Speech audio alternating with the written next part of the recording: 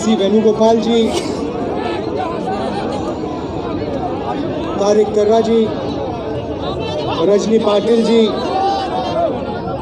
विकार रसूल जी, गुलाम मीर जी, रमन बल्ला जी, चरणजीत चन्नी जी, दिग्विजय सिंह जी, जयराम रमेश जी, नीरज कुंदन जी, शबाब सबरी जी, कांग्रेस पार्टी के हमारे सब प्यारे कार्यकर्ता भाइयों और बहनों, युवाओं, प्रेस के हमारे मित्रों, आप सबका यहाँ बहुत बहुत स्वागत। आप आज हमारे साथ भारत जोड़ो यात्रा में चले, 23 किलोमीटर चले। आपने अपनी शक्ति इस यात्रा को दी, हमारे साथ आप खड़े हुए, आपने अपना प्यार दिया हमें। इसके लिए मैं आप सबको दिल से धन्यवाद करता हूँ। यार सुनो यार, छोटा क्लासी। ये यात्रा 4 महीने पहले हमने कन्याकुमारी में शुरू की थी। ओ सुन दे यार।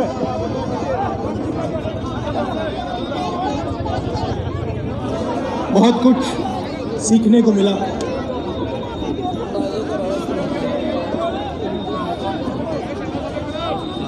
हम काफ़ी यात्री हैं,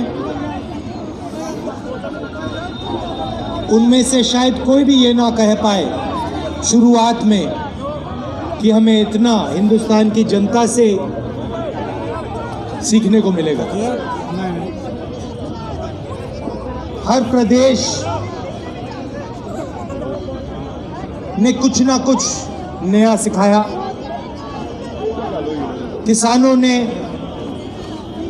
मजदूरों ने, छोटे व्यापारियों ने, माताओं बहनों ने, बच्चों ने अपनी दिल की बात रखी, अपना दर्द रखा।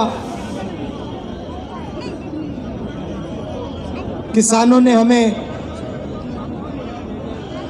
देश की पॉलिसियों के बारे में बताया, छोटे व्यापारियों ने जीएसटी के बारे में, नोटबंदी के बारे में, कोविड में क्या हुआ,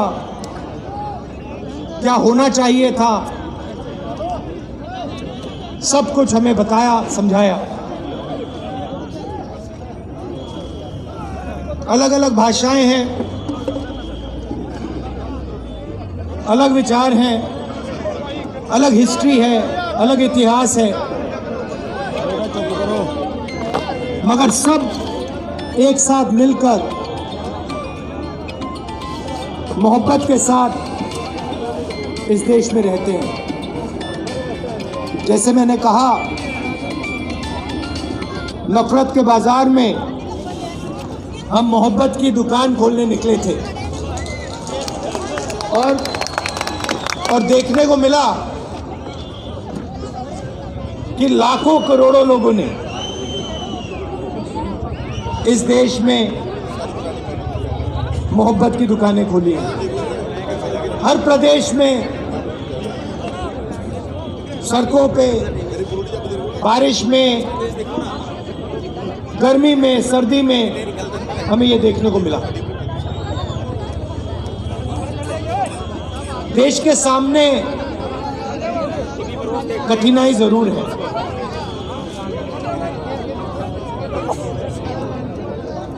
लोकतंत्र पे आक्रमण हो रहा है। उस बात को आप सबसे बेहतर समझते हो। यात्रा से पहले हमने पार्लियामेंट में मुद्दे उठाने की कोशिश की, लोकसभा में, राज्यसभा में हमने भाषण देने की कोशिश की।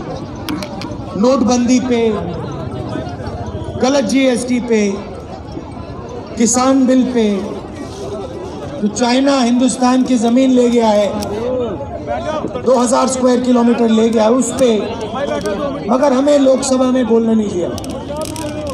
जैसे ही हम बोलने की कोशिश करते थे माइक ऑफ कर दिया जाता था। मैंने भाषण के शुरुआत में आप सबसे कहा, प्रेस के हमारे जो मित्र हैं उनका यहां मैंने स्वागत किया, मगर इनका भी काम लोकतंत्र की रक्षा करने का होता है। टीवी पे, अखबारों में, मैगजीन्स में सच्चाई रखने का इनका काम होता है। पिछले प्रेस कॉन्फ्रेंस में मैंने इनसे सवाल पूछा, प्रेस वालों से सवाल पूछा, आमतौर से ये पूछते हैं। मैंने पूछा, भैया एक बात बताओ, आप नरेंद्र मोदी जी का चेहरा 24 घंटे दिखाते हो, आगे पीछे या वीर, आप ऐश्वर्या राय जी की बात करते हो,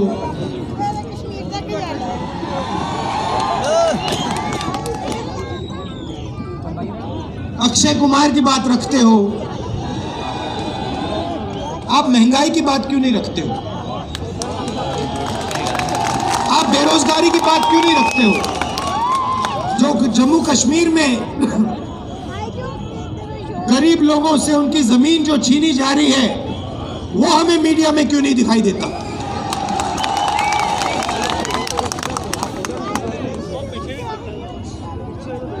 जो कश्मीरी पंडितों के साथ यहां सरकार अन्याय कर रही है। आज सुबह मेरे से मिलने एक डेलीगेशन आया और उन्होंने अपनी बात रखी। मैं हैरान हो गया। उन्होंने कहा, और मैं मीडिया के सामने ये कहना चाहता हूं, उन्होंने मुझसे कहा कि जब उनका डेलीगेशन लेफ्टिनेंट गवर्नर के पास गया तो लेफ्टिनेंट गवर्नर ने उनसे कहा कि तुम्हें भीख नहीं मांगनी चाहिए। ये देखिए, लेफ्टिनेंट गवर्नर ने कश्मीरी पंडितों के डेलीगेशन को कहा कि आपको भीख नहीं मांगनी चाहिए। लेफ्टिनेंट गवर्नर जी, ये भीख नहीं मांग रहे हैं, ये अपना हक मांग रहे हैं। और अगर आपको कुछ करना चाहिए तो आपको इनसे माफी मांगनी चाहिए।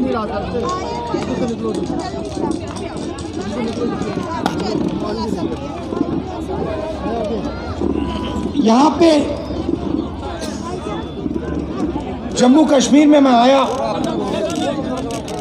अभी जम्मू में चल रहा हूं, और यहां पे आपके लोग मुझसे मिल रहे हैं, माताएं, बहनें, युवा, बच्चे, किसान, सब मिल रहे हैं। यहां आते हैं, सड़क पे आते हैं, मेरे साथ चलते हैं और अपनी दिल की बात रखते हैं। दो तीन चीजें मैं, जो वो मुझे कह रहे हैं, मैं आपको कहना चाहता हूं। आप जानते हो, मगर मैं दोहरा देता हूं। सबसे पहले मुझे कहते हैं यार किस को बिठाओगे यार, कि जम्मू में जो पहले, अभी आता हूं, बेरोजगारी के बारे में बोलता हूं, कहते हैं कि जो पहले जम्मू के लोग व्यापार करते थे, जम्मू कश्मीर को जम्मू कश्मीर के लोग चलाते थे, आज बाहर के लोग जम्मू और कश्मीर को चला रहे हैं। और हमारा जो हक है, हमारी जो आवाज है, उसको एडमिनिस्ट्रेशन सुनता नहीं है। सारा का सारा ट्रेड बाहर के लोग कर रहे हैं, जम्मू कश्मीर के लोग देखते रह गए। पहली बात। दूसरी बात, हिंदुस्तान में सबसे ज्यादा बेरोजगारी जम्मू कश्मीर में है और जम्मू में है। तो यहाँ पे स्टूडेंट्स पढ़ाई करते हैं, कोई इंजीनियर बनना चाहता है, माता पिता शिक्षा के लिए पैसा देते हैं, कोई डॉक्टर बनना चाहता है, कोई लॉयर बनना चाहता है, कोई आर्मी में जाना चाहता है। पढ़ाई करने के बाद पता लगता है कि इस प्रदेश के लोग, प्रदेश के युवा लॉयर, डॉक्टर, इंजीनियर नहीं बन सकते। पहले एक और रास्ता था, आर्मी का रास्ता था, वो भी आज बंद कर दिया है। बीजेपी के लोग नई योजना लाए हैं, अग्निवीर योजना लाए हैं, और इनको जो आर्मी का इथोस है, इनको वो ही नहीं समझ आया। देखिए, किसी भी काम में, किसी भी काम को सीखने में कम से कम 7-8 साल लगते हैं। सही बात है? सही? आप खाना पकाती हैं? खाना पकाती हैं? आपको कितने साल लगे? खाना पकाने में, सीखने में कितने साल लगे आपको? 7-8 साल लगे? मतलब एक्सपर्ट आप 7-8 साल में बनी? नहीं। तो किसी भी काम में 7-8 साल लगते हैं। आर्मी जो है एक परिवार है। जो सेना लड़ती है वो रिश्ते के बल पे लड़ती है। सैनिकों के बीच में जो रिश्ता होता है उसके बल पे लड़ती है। वो रिश्ता 1-2 साल में बनता ही नहीं। वो रिश्ता, उस रिश्ते को बनने के लिए, मजबूत होने के लिए कम से कम 7-8 साल लगते हैं। ये जो बीजेपी के लोग हैं, इनको ये बात समझ नहीं आई। ये सोचते हैं कि आर्मी की ट्रेनिंग 6 महीने में हो जाएगी, जो सीखना है वो 6 महीने में हो जाएगा। बिल्कुल नहीं। आर्मी में सालों लगते हैं एक सैनिक को तैयार करने के लिए। सालों लगते हैं उस सैनिक और दूसरे सैनिकों के बीच में रिश्ता बनाने के लिए। तो ये अग्निवीर योजना जो है, ये हिंदुस्तान की सेना को कमजोर करने की योजना है। और ये बेचारे जो हमारे आर्मी के लोग, ये कह नहीं सकते हैं, मगर मैं जानता हूं अगर इनसे पूछा जाए तो ये सारे के सारे कहेंगे कि ये अग्निवीर योजना के खिलाफ है, अग्निवीर योजना गलत है।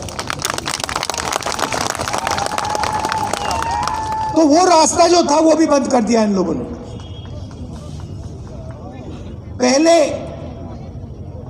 युवा आर्मी में जाता था, 15 साल की उसकी सर्विस होती थी, उसके बाद उसको पेंशन मिलती थी। अग्निवीर योजना में 4 साल की सर्विस होगी, उसके बाद सैनिकों को घर भेज दिया जाएगा, उनको कोई पेंशन नहीं मिलेगी। तो ये जो देश का आर्मी के साथ रिश्ता है, इससे खिलवाड़ कर रहे हैं।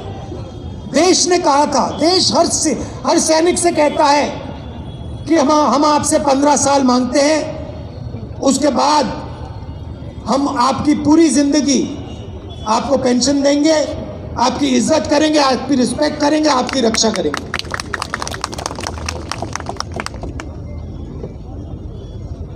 तो ये अग्निवीर योजना जो पहले युवाओं के लिए एक रास्ता था, ये भी इन्होंने बंद कर दिया। बेरोजगारी क्यों आ रही है? क्योंकि सरकार चुने हुए 2-3 उद्योगपतियों के लिए काम कर रही है। ये देखो, यहां पे आपका पूरा का पूरा व्यापार, जो भी आप करते हो, सारा का सारा उन्हीं 2-3 उद्योगपतियों के हाथ चला जाएगा। सच्चाई है। और नरेंद्र मोदी जी ने आपसे कहा आपसे कहा था कि देखिए नोटबंदी काले धन के खिलाफ योजना है। काला धन मिट गया क्या? नहीं मिटा ना। भाई और बहनों, नोटबंदी और गलत जीएसटी योजनाएं नहीं है, ये हथियार हैं। ये छोटे व्यापारियों को, स्मॉल और मिडिल साइज बिजनेस वालों को मारने के, खत्म करने के हथियार हैं। और सच्चाई ये है कि इस देश को रोजगार सिर्फ ये लोग दे सकते हैं। ये जो 2-3 बड़े उद्योगपति हैं, ये देश को रोजगार दे ही नहीं सकते। कितनी भी कोशिश कर लें, ये नहीं दे सकते। तो इन्होंने क्या किया, नरेंद्र मोदी जी और बीजेपी ने क्या किया, जो हिंदुस्तान की रीढ़ की हड्डी है, जो रोजगार देने वाली रीढ़ की हड्डी है, छोटे व्यापारी, स्मॉल और मीडियम बिजनेस, इस रीढ़ की हड्डी को इन्होंने तोड़ दिया है। इसीलिए आज पूरे देश में, सिर्फ जम्मू कश्मीर में नहीं, पूरे देश में बेरोजगारी फैल रही है। आप दूसरा सवाल पूछोगे, महंगाई इतनी क्यों बढ़ रही है? वही कारण है। पूरा का पूरा धन हिंदुस्तान का 2-3 उद्योगपतियों के जेब में जा रहा है। पहले पेट्रोल का दाम क्या होता था, आज कितना है? 100 रुपए। तो जब आपके जेब में से जो 50 रुपए निकल रहे हैं, वो कहां जा रहे हैं? हवा में तो गायब नहीं हो रहे, कहीं ना कहीं तो जा रहे होंगे। क्या वो छोटे व्यापारियों की जेब में जा रहे हैं? नहीं। किसानों की जेब में जा रहे हैं क्या? नहीं। बेरोजगार युवाओं की जेब में जा रहे हैं क्या? नहीं। ये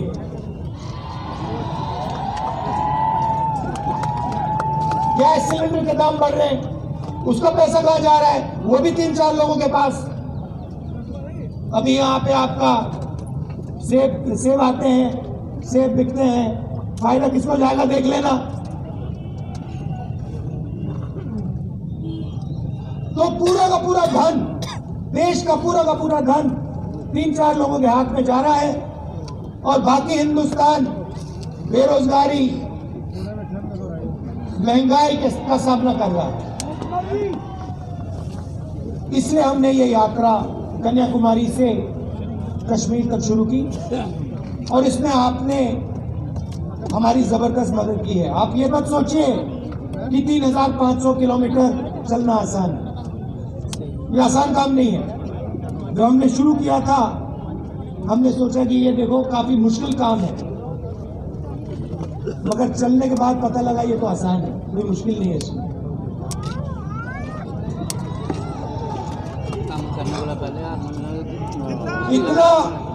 इतनी मदद आपने की हमारी, मैं आपको बता रहा हूं। सुबह हम उठते 5 बजे सुबह उठते थे, अब यहाँ पे सिक्योरिटी वालों ने कहा है कि 7 बजे निकलना है। मैं चाहता था 6 बजे निकल जाना चाहिए, मगर इन्होंने कहा नहीं 7 बजे निकलेंगे, चिट्ठी लिख दी, तो मैंने एक्सेप्ट कर ली बात। मगर हम निकलते थे सुबह, पूरा दिन चलते थे, 25-27 किलोमीटर बाद ऐसे लगता था कि पहला किलोमीटर चल गया, थकान ही नहीं होती थी बिल्कुल।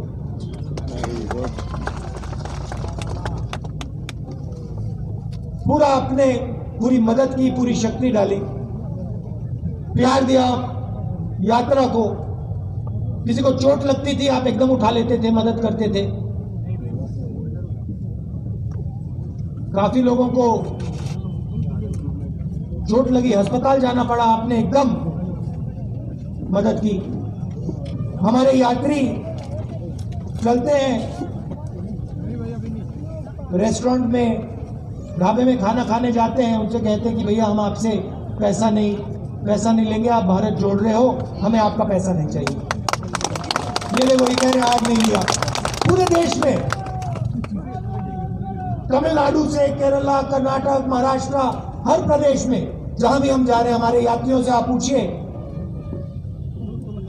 रेस्टोरेंट में, ढाबे में उनको पैसा नहीं देना पड़ता। ये प्रेस वाले पूछते हैं राहुल गांधी टी शर्ट में क्यों है? गांधी टी शर्ट में क्यों है? आप इतना प्यार दे रहे हो, इतनी मोहब्बत दे रहे हो, तुम्हें ठंड नहीं लग रही? इनको बात नहीं समझ आएगी, आ ही नहीं सकती। मैं आपको बता रहा हूं, पसीना आ रहा मुझे। तो ये मुद्दे हैं, और सबसे बड़ा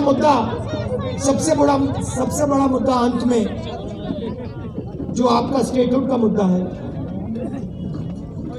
उससे बड़ा कोई मुद्दा ही नहीं है। तो आपका हक, पूरा का पूरा हक इन्होंने छीन लिया। तो एकदम कांग्रेस पार्टी पूरा समर्थन, आपको जो आपका स्टेटहुड है उसको रीइंस्टेट करने में पूरा हम दम लगा देंगे।